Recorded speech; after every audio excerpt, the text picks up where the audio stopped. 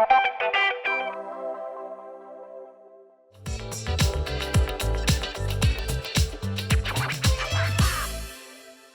vamos a tener una charla titulada Enseñar es narrar, las narrativas transmedia como alternativa en la enseñanza, y para ello nos acompaña el profesor Neil Palacios Fernández. A él le agradecemos mucho por la presentación que preparó para este espacio, por acompañarnos, y ahora le cedemos la palabra. Muchas gracias, Kelly. Bienvenidos y bienvenidas todas a este espacio de conversación sobre esta propuesta que tengo, que pues no es original mía. Hay varios autores que ya la han trabajado, pero que quiero pues compartir con la comunidad académica el día de hoy. Cuando uno se presenta, por lo menos en este medio académico, normalmente lo hace desde sus títulos, investigaciones y logros académicos, pero me parece que es mejor y yo creo que da mucha más razón sobre los roles que cumplimos. Y hay un rol en especial que me interesa, que es el que he sido educador. Soy educador ya hace casi 30 años, tanto de educación básica, básica media, como de educación superior en pregrado y posgrado. Desde ese primer rol, pues cuando fui profesor en bachillerato, pues siempre me preocupó bastante, no tanto pues el sentido ese riguroso o austero de lograr una educación de calidad desde la exigencia, sino cómo motivar más a nuestros estudiantes para que den mejores resultados, para que participen y ofrezcan lo mejor de sí en sus procesos de aprendizaje. No soy entonces de la línea de la austeridad académica. Nunca he creído en la máxima de que la letra con sangre entra. Y bueno, en este camino, por allá en 2016, tuve la oportunidad de leer un informe de la UNESCO llamado Happy Schools. En su momento lo conocí en inglés. No sé si llegó a traducirse. No he conocido una versión traducida. Pero en este informe, la UNESCO cuenta un poco sobre las escuelas de Corea, de Japón, y cómo tienen, digamos, esos altos rendimientos en esas famosas pruebas OCDE o las pruebas PISA que conocemos que miden la calidad de la educación a nivel global. Y ellos encontraron una situación muy problemática, y era que los niveles de estrés, por ejemplo, en Corea del Sur, obviamente, había llevado pues a la práctica del suicidio de algunos estudiantes. Entonces, desde Japón surge pues una iniciativa que se llama Happy Schools, que tiene que ver inicialmente con cómo hacer de las escuelas lugares felices, no lugares, digamos, de sufrimiento ni de dolor, ni un lugar que lleve pues a este nivel de estrés que lleva a nuestros estudiantes a esas estadísticas pues mencionadas y tan preocupantes en su momento. Entonces yo seguí trabajando pues como en esa línea, y de hecho pues mi tesis de doctorado se denomina El goce como propiedad emergente y la reflexión sobre la motivación en la escuela. Eso pues lo presenté por allá en el año 2016, 2017. Y en esta línea de trabajo entonces he encontrado, digamos, una tesis, diría yo, que la escuela, y tanto la escuela en básica como en superior, tiende a ser mucho más motivante, agradable, acogedora, en la medida en que nosotros somos capaces de introducir un elemento de democracia en nuestra forma de enseñar. Y de eso pues ya hace mucho tiempo, inclusive pues el maestro Estanislao Zuleta habló bastante. La democratización que implica, pues porque en mi trayecto académico, abiertamente, pues yo le he escuchado decir a algunos colegas que la academia no tiene nada que ver con la democracia, pues no hay democracia académica. El saber siempre es unilateral, se comunica, digamos, jerárquicamente de unos extractos o unos estratos superiores, si me permiten la palabra, hacia unos inferiores llamados estudiantes.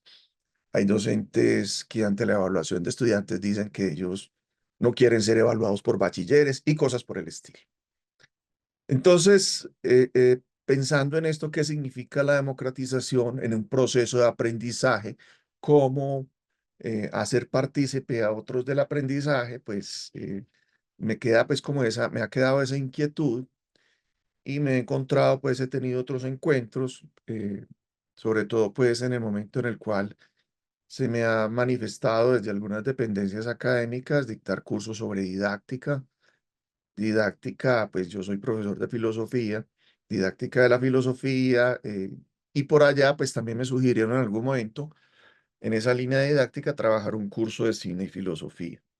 En ese curso de cine y filosofía, entonces, en el pregrado lo trabajaba, a la vez que trabajaba pues también en una maestría en el ITM y tuve pues la oportunidad de hablar con algunos comunicadores sociales y uno de ellos, Álvaro Ruiz, me contó sobre esto de las narrativas transmedia, me compartió algunos materiales y por ahí me encarreté mucho más.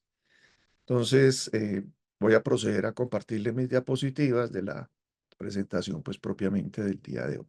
Bueno, entonces este es nuestro cabezote. Hay algunas cosas entonces, es la pregunta, ¿enseñar es narrar? ¿Será que enseñar realmente es narrar?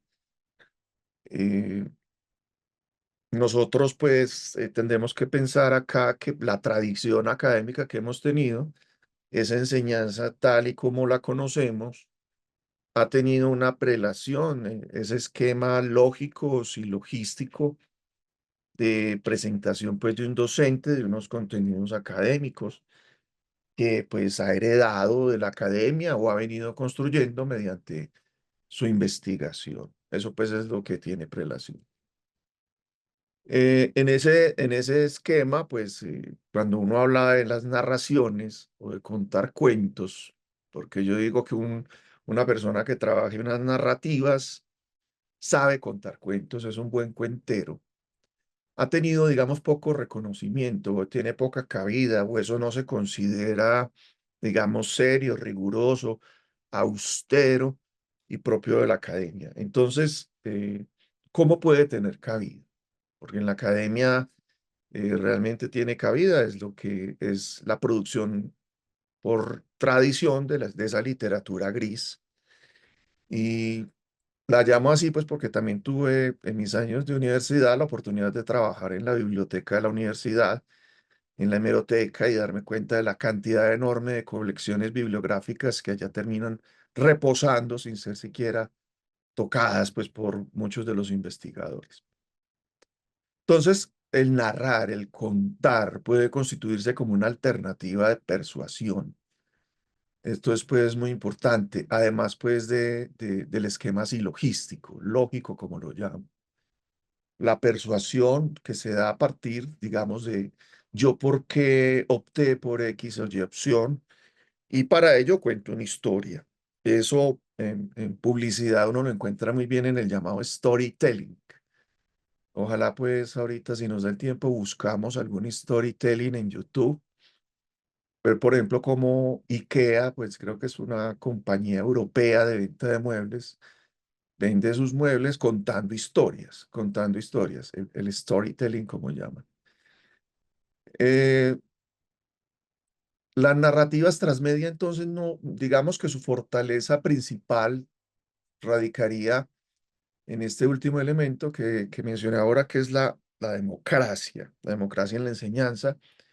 Y es su punto fuerte, pues porque nuestros estudiantes desde esta perspectiva asumen un papel activo en un término que pues tiene sus objeciones, que es el prosumidor, es decir, productor y consumidor a la vez, pero más que eso, y esto pues lo reconozco pues de una profesora de la universidad, la profesora Olga.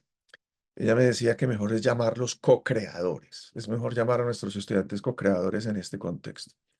Uno tiene que hablar, digamos, de algunos eventos previos o históricos que dan paso a estas narrativas transmedia. Esto no es nuevo. Las narrativas transmedia no diría yo que son nuevos, ni son un invento de nadie. No es un asunto que tenga un copyright o que le pertenezca a alguna cadena. por qué digo que no tiene eso? Porque es que uno tiene que revisar la historia, sobre todo de los desarrollos tecnocientíficos, e irse dando cuenta que ha habido ciertos cambios o desarrollos o avances que generan transformaciones radicales en la historia. Por ejemplo, la escritura, de la tradición oral pasar a la escritura. Tener pues ya, digamos, en unos papeles y con alguna tinta, llevar algunos registros históricos o biográficos. Eso generó todo un cambio, sobre todo en el tema del derecho. El paso, digamos, por ejemplo, al derecho positivo se da gracias a la escritura, que ya la ley puede estar escrita, así fuera a mano.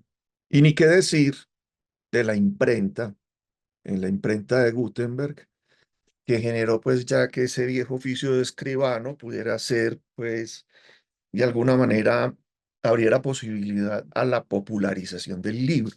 En un primer lugar pues la Biblia, lo cual pues conllevó a una consecuencia pues negativa para la misma Iglesia Católica porque la Biblia ya fue un objeto digamos al alcance del público común, corriente. Entonces la imprenta generó pues toda una transformación en la manera de desarrollarnos y de entender el mundo.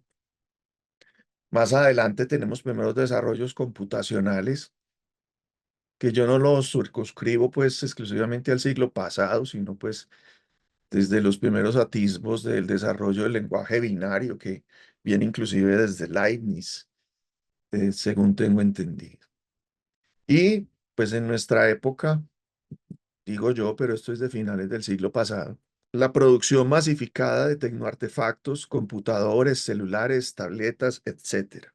Sobre todo tengo que enfatizar en que sea masificado, pues porque en esa época que trabajé en la biblioteca, por allá por el año 94, allá nos llegó una multimedia y eso era visto como un aparato excepcional, ¿cierto? Un computador con un CD y cual tenía pues la primera biblioteca en carta. Eso pues era visto con una cierta reverencia en ese contexto. Pero cuando se empiezan a producir masificadamente, eso va a generar un fenómeno del cual pues hablaremos un poco más adelante, que es precisamente la convergencia. Para hablar de la convergencia, este es un fenómeno que describe Henry Jenkins, es un profesor del MIT, cuando ya los productos, cuando estos productos computacionales se producen de una manera masificada, ya están al acceso del público común y corriente, del gran público.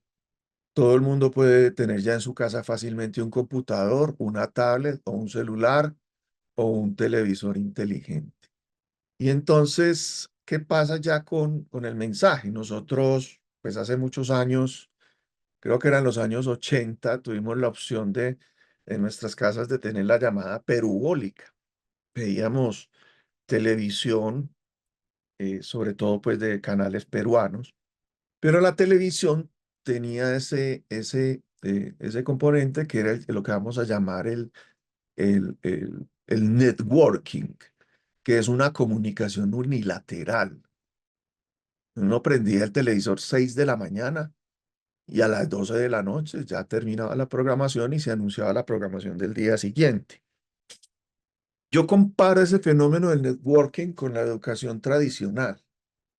En la educación tradicional, imagínense el docente que llega con sus libros hace 20 o 30 años, o tal vez más, y el saber dónde está, eso que se llama conocimiento, lo que se va a comunicar, lo que algunos llaman transmitir el conocimiento, eso dónde está, eso está en ese docente, en sus libros y en el docente. Y para los que tenían el privilegio de compartir esos mismos libros que el docente pues iba a comunicar en clase. Es decir, era un contenido pues prácticamente unidireccional, no cambiable, es estático, estático de alguna manera, aunque uno no puede pues, negar que tal vez haya habido algunos conatos de otro tipo de educación democrática en su momento, pero pues aquí hablo desde mi experiencia, ¿cierto? Era el saber que el docente traía.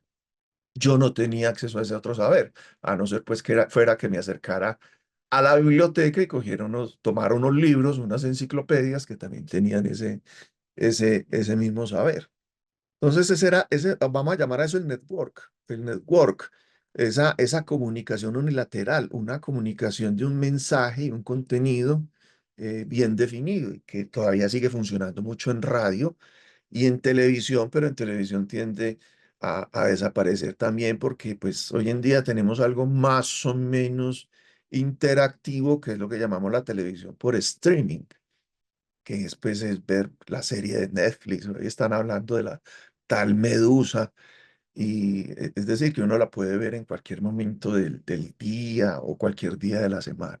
No tiene que esperar a que la pasen a un horario determinado. El receptor, frente al mensaje, no tiene posibilidad de interactuar con eso que es lo comunicado. Eso podría decirse que es semejante a la escuela tradicional. Sí, eh, por lo menos pues sostengo esa idea. Entonces, ¿qué pasa cuando ya se empiezan a producir en masa estos diversos tecnoartefactos como celulares, computadores, tabletas? Ya lo que vamos a llamar la convergencia no es que los medios de comunicación vayan hacia los ciudadanos comunes y corrientes, sino que los ciudadanos van hacia los medios de comunicación y son productores, son consumidores del mensaje, pero a la vez son productores. Son productores. Ya la mayor parte, digamos, del entretenimiento, y eso pues que se critica mucho y se cuestiona mucho de las personas hoy en día, es sentarse a ver en un celular la red TikTok, o ver Instagram, o ver Facebook. Pero ¿qué hay en TikTok, en Instagram, en Facebook o en YouTube? Contenidos producidos por ciudadanos comunes y corrientes como nosotros. Entonces esa es la convergencia. Ya el llamado consumidor no está quieto, adquiere un papel activo y va hacia los medios de comunicación, porque es que yo recuerdo en los años 90 uno tener una cámara filmadora era muy costosa, y yo creo que hoy en día un celular de gama media, gama baja y gama alta, todos tienen una cámara filmadora, hasta en 4K, que digamos es la última pues resolución que se tiene, en Ultra HD. Entonces eso ya todo lo tienen, todos disponen de él. Y la información, ¿qué pasa con la información? Ahora hablaba de ese profesor que llevaba los libros y llevaba el conocimiento.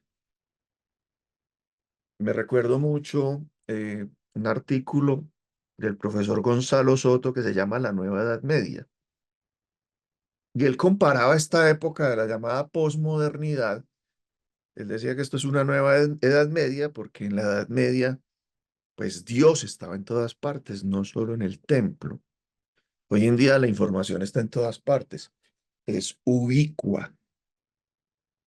En cualquier celular yo puedo consultar una base de datos, así sea una base de datos pagada por la universidad, base de datos con un mediano filtro académico, un alto filtro académico. Desde ahí puedo consultar. Entonces yo pienso en ese papel de hoy en día entonces del docente. Entonces yo no llevo el saber. Ya el saber todos lo tienen en sus computadores, lo tienen en sus tablets, lo tienen en sus celulares. ¿Cuál es mi papel? ¿Qué papel cumplo yo ya como docente?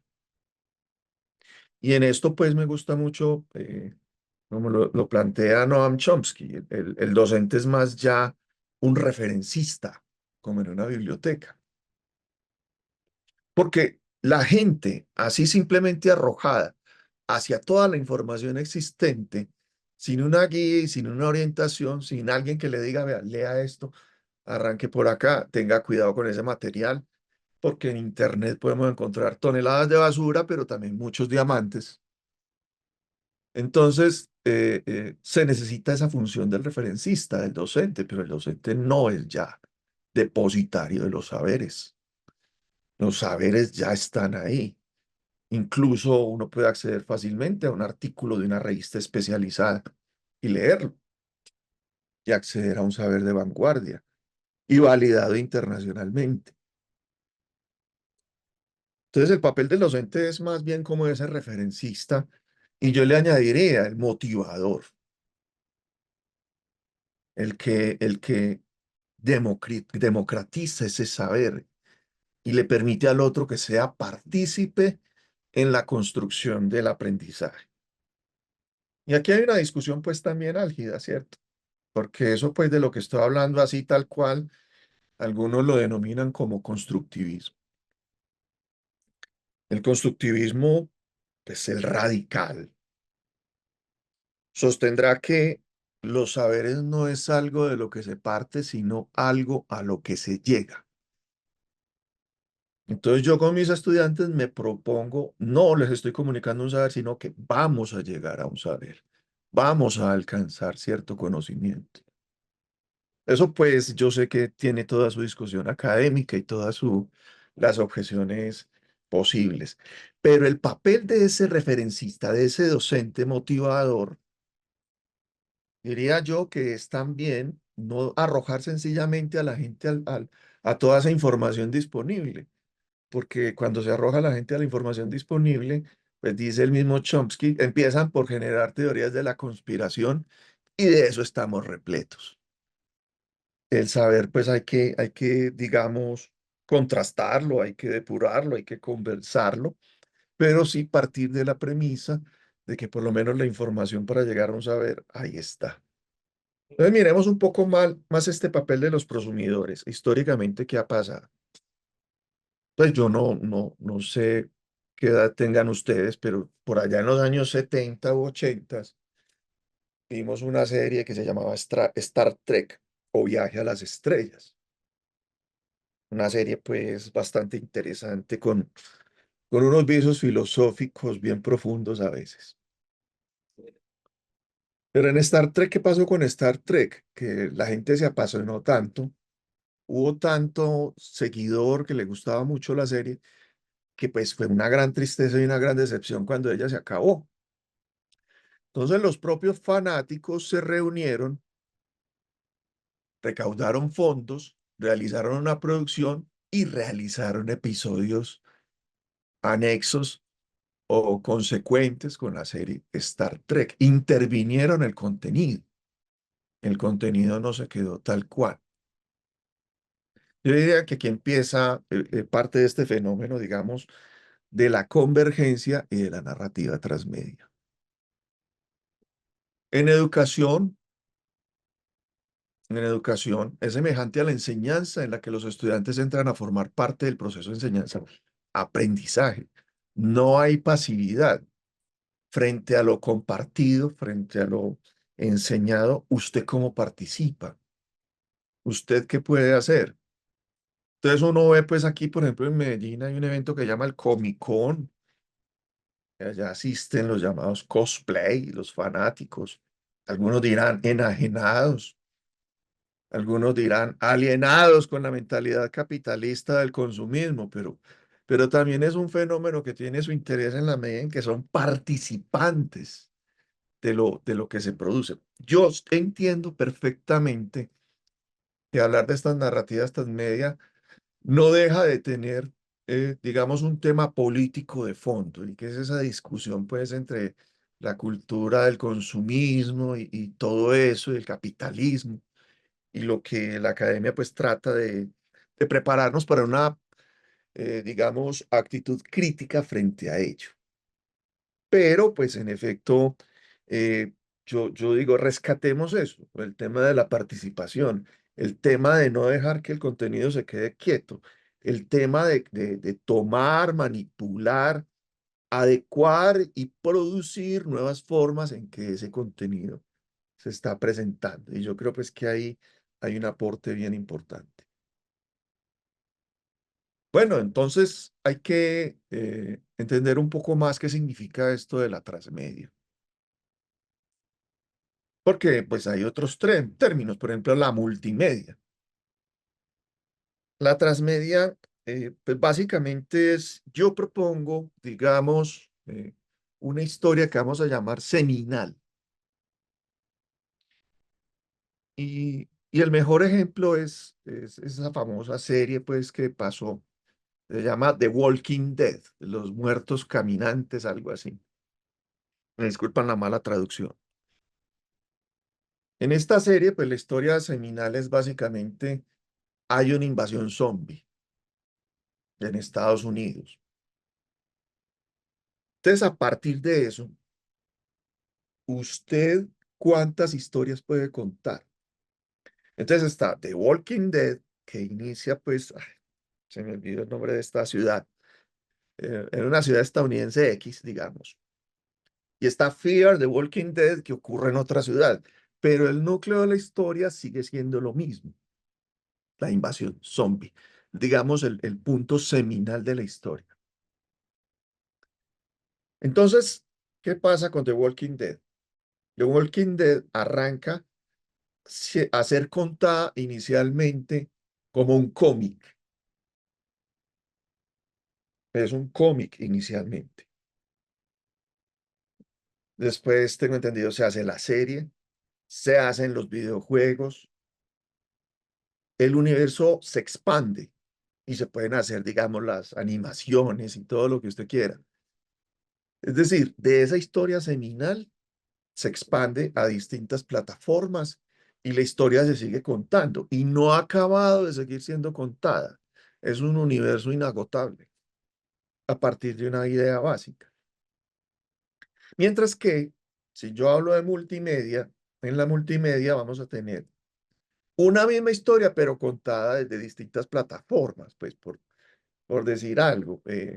El libro del Principito, de Antoine de Saint-Exupéry, listo, con las ilustraciones pues que tiene el libro. El libro del Principito en una animación que trata de contar más o menos la misma historia que cuenta la historia original. Es decir, lo seminal es una historia, una idea básica que muchos pueden adaptar y muchos pueden hacer creaciones distintas. Y ni qué decir en qué plataforma lo van a contar. The Walking Dead la contaban también a través de webisodios. La palabra es feísima, me disculpan. Los webisodios eran episodios para ver en celular que tenían una duración de más o menos 3 minutos. Entonces ahí no se acaba. Entonces yo he pensado, digamos, desde estas utopías en las que uno se mete, desde estos sueños, si uno coge lo que llama contenido curricular para la enseñanza y lo convierte en la escuela, y por qué no en la universidad también, lo convierte en un contenido seminal. Les dejo esto. Ahí está ese saber. ¿Usted qué puede hacer? ¿Cómo lo puede transformar? ¿Cómo lo puede contar de una manera distinta? Bueno, les voy a compartir este corto video donde Henry Jenkins nos habla un poco más de este origen de la transmedia.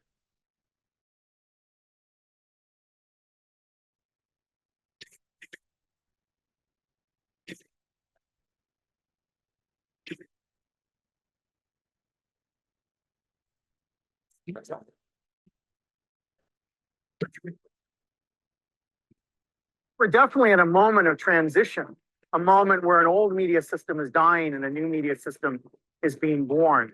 An era when spectatorial culture is giving way to participatory culture, where a society based on a small number of companies controlling the storytelling apparatus is giving way to a much more complex mediascape where average citizens have the ability to seize control over the media technology and tell their own stories in powerful new ways.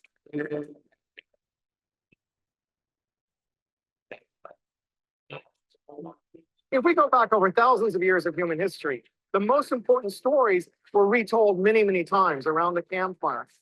They belong to the folk. As we move into the 20th century, those images now belong to major media companies who claim exclusive ownership of it.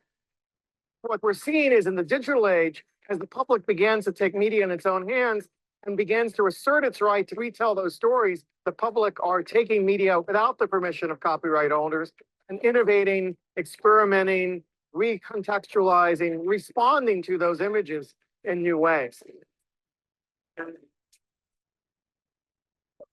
We take control of the media as it enters our lives. And that's the essence of convergence culture. Convergence culture is a world where every story, every sound, brand, image, relationship plays itself out across the maximum number of media channels. It's shaped as much by the decisions made in teenagers' bedrooms as it is by the decisions made in the Viacom boardroom. So a discussion list online or Wikipedia function according to collective intelligence, where the group as a whole can put together knowledge in a more complex way than any individual member is capable of doing. We are developing technologies around collective intelligence, which allow us to monitor government-produced data in ways that would have been impossible before. We're seeing human rights activists taking videos recorded by torturers and turning them around and using them to call attention to the role of torture around the planet. George Orwell imagined a world where Big Brother was watching us, but we instead, with little cell phone cameras, are watching Big Brother every moment of the day.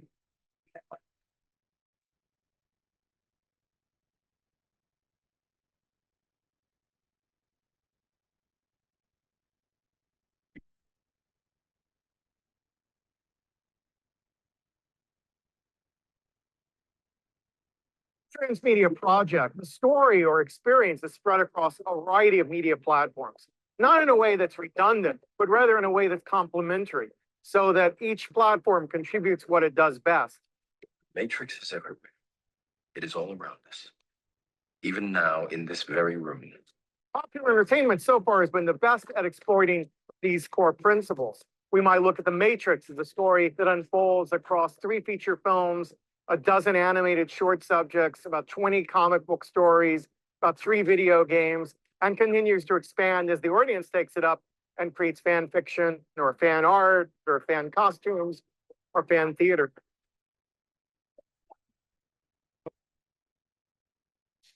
The advantage a documentary filmmaker has is that we're already depicting a world. The reality is already cross-platform, and the reality is complex enough to allow us to have many different characters or many different stories on many different platforms. It was a creed written into the founding documents that declared the destiny of the nation. Yes, we can. So far, the biggest nonfiction success of transmedia storytelling is the Obama campaign. Here we see this political figure, relatively unknown 4 years ago, who exploded on the national scene by exploring every available media platform. Social network spaces like Facebook and MySpace, cell phone technology to connect to the voters. YouTube is a platform for distributing both official video and allowing consumers to produce their own grassroots video. We will respond with that timeless creed that sums up the spirit of a people. Yes, we can.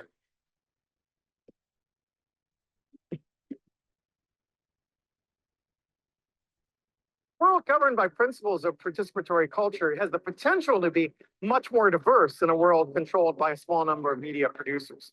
As average people develop the ability to tell their stories, we're seeing different perspectives emerge. We're seeing different groups gain representation. We're seeing groups challenge the dominant media images that have been constructed for their lives. And the challenge for those of us caring about social justice issues is to make sure that these tools get in the hands of those people who have been the most oppressed and most dispossessed to get their stories out and get their stories in the circulation. As we expand who has the power to tell stories, we have the potential for stories to grab our imagination, to touch our hearts, that come not from the entertainment infrastructure, but from some average citizen out there whose reality has never been depicted on the screen before. And I think that's the real excitement of our present moment of media change.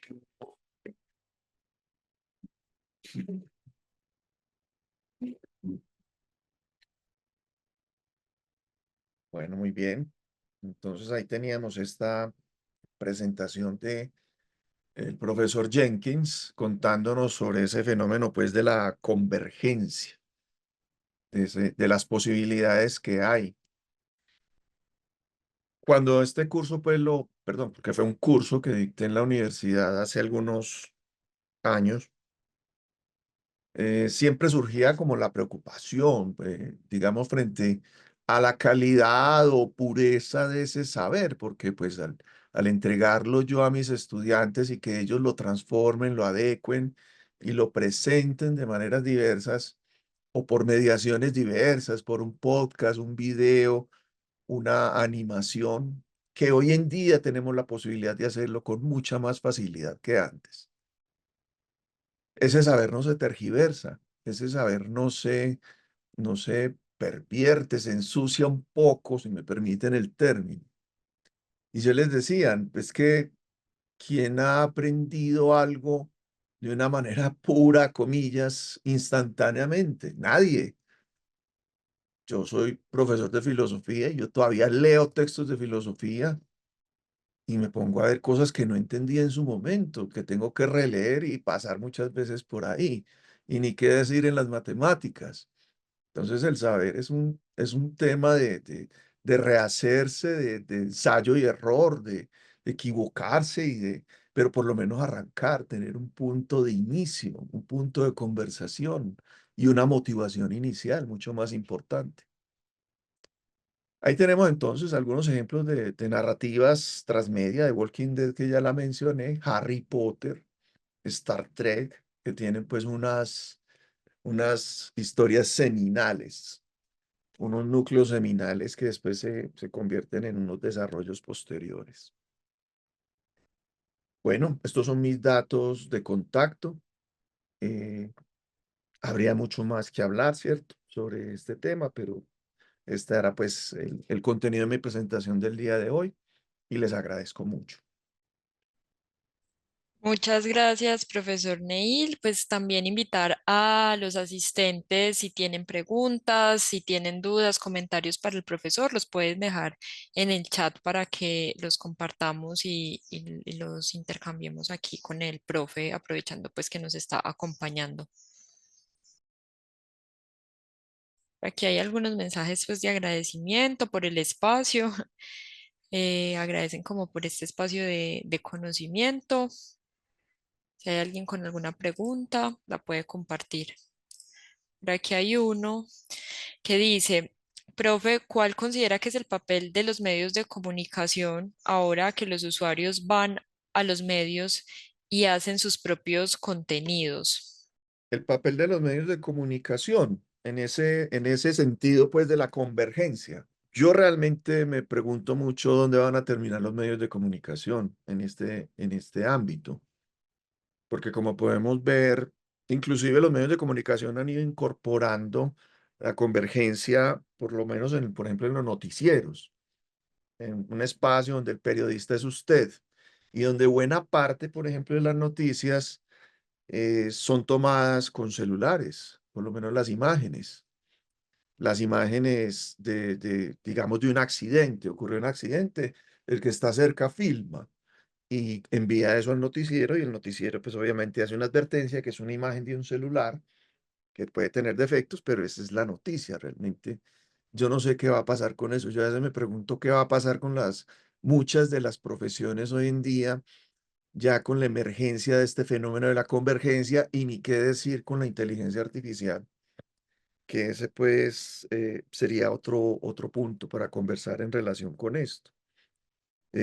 Manifiesto mi incertidumbre frente a ese eventual papel y creo que habría más una posibilidad de reflexión sobre ese tema como un tema propuesto.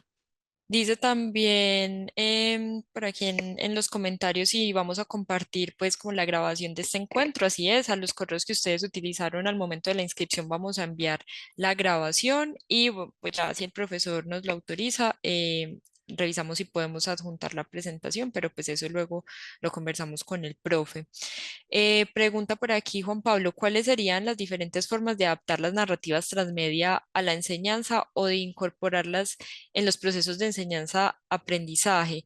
¿Cómo se enseña narrando? ¿Con qué tipo de ejercicios? Muchas gracias, Juan Pablo.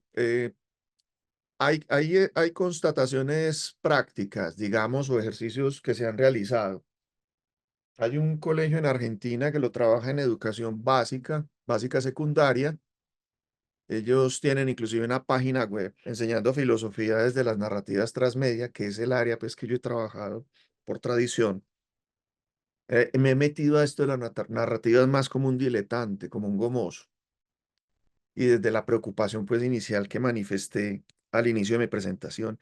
Y ellos, por ejemplo, ponen a sus estudiantes a leer la Apología de Sócrates pero no les ponen a decir, vamos a hacer un examen sobre qué dice Sócrates en la apología o tal cosa, o un examen de selección múltiple. No, los muchachos hacen videos hacen animaciones ellos mismos de Sócrates conversando con Critón, esperando el momento pues de su ejecución en la cárcel. Ellos mismos y le van haciendo adaptaciones, ¿cierto? Muy coloquialmente lo llevan a su lenguaje, a su acento muy argentino y cosas por el estilo. Igualmente, hay, hay, hay escritores que han hecho eh, digamos, lecciones de enseñanza de la filosofía utilizando viñetas, enseñar filosofía desde los cómics. Y ni qué decir, pues, de una enorme cantidad de animaciones que uno encuentra en YouTube sobre el pensamiento de Foucault, de Voltaire, de Spinoza. Ahora, en otras áreas del conocimiento, sí conocí, por ejemplo, una profesora en el municipio de Itagüí que trabajó con sus estudiantes lengua castellana desde un stop motion. Realizó un stop motion con unos niños de primaria y trabajó algo así. Obviamente, todavía es muy experimental, falta mucho, pero yo creo pues que se van dando pinitos en ese sentido. Espero que esto haya resuelto tu pregunta. Por aquí Adán escribe, gracias profesor Neil, resaltó esa parte de democratización de la enseñanza mediante la narración de cada participante desde sus experiencias personales y pues da también las gracias. Bueno, si de pronto no tenemos como más comentarios, bueno, por aquí hay otro muy interesante la manera en que se propone vincular la transmedia a la educación. En el posgrado noté que la transmedia la tenían muy enfocada a otras áreas, muy valioso. Y por aquí Román escribe, teniendo en cuenta todo lo que se está viendo, ¿es posible que la docencia como profesión puede desaparecer? Esa es una pregunta que nos hacemos hace muchos años, más de 30 años. Yo les conté la anécdota, pues, cuando trabajé en la biblioteca de la universidad, cuando llegó, pues, este computador multimedia, y en esa época decíamos, esto nos va a hacer desaparecer a todos nosotros como docentes. Un computador con un CD-ROOM, ya han pasado más de 30 años y no desaparecemos, pero yo sí creo que va a desaparecer y desaparece la figura del docente como depositario del saber, más como gestionador, como administrador o como orientador en ese inmenso mar de información con la que estamos atiborrados en la actualidad. Nosotros somos quienes debemos ya orientar en ese espacio, más no transmitir. Y como les digo, motivar mediante estas herramientas democráticas y participativas. Gracias, Román, por la pregunta. Vale, bueno, entonces ahora pues ya vamos cerrando. Le agradecemos nuevamente al profesor Neil y a los asistentes por permanecer en la charla.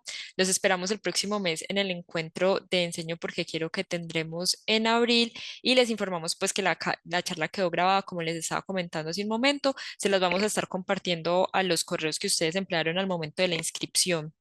También recordarles que pueden poner en cualquier buscador Enseño porque quiero para que puedan ver las memorias en el canal de YouTube de Udiarroba y pueden seguirnos en Instagram Udiarroba donde van a poder las invitaciones de Enseño porque quiero como también a otras estrategias que tenemos desde la Universidad de Antioquia y desde Udiarroba.